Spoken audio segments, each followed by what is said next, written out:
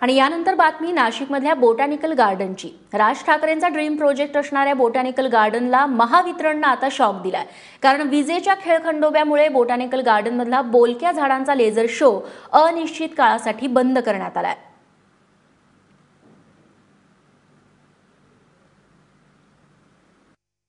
मनसे अध्यक्ष राज ठाकरे यांच्या नाशिकमधल्या ड्रीम प्रोजेक्ट असलेल्या बॉटॅनिकल गार्डनला वीज मंडळाच्या खेळखंडोब्याचा फटका बसलाय।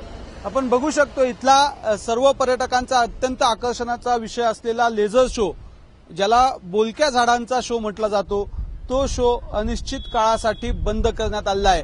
असं म्हटलं जातं की शो सुरू असताना सातत्यानं वीज आली आणि गेली, त्याच्यामुळे जे काही बिघाड, तांत्रिक बिघाड या शो मध्ये निर्माण झाला, ज्याच्यामध्ये 25 दिवे जे आहेत या शो मधले लेझरचे ते खराब झाले आणि त्याच्यामुळे आता हा शो बंद पडण्याची वेळ आलेली आहे। गेल्या 4 दिवसापासून हा शो बंद आहे आणि साधारणतः कधीपर्यंत हा सुरू होईल याच्याबद्दलची कुठलीही माहिती अद्यापपर्यंत देण्यात आली नाही।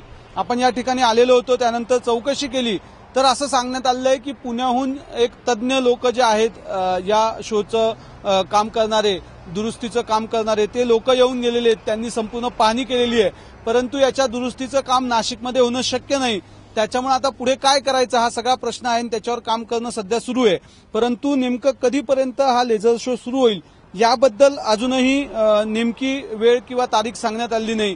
कॅमेरामन किरण कटारेसह सागर वैद्य, एबीपी माझा, नाशिक।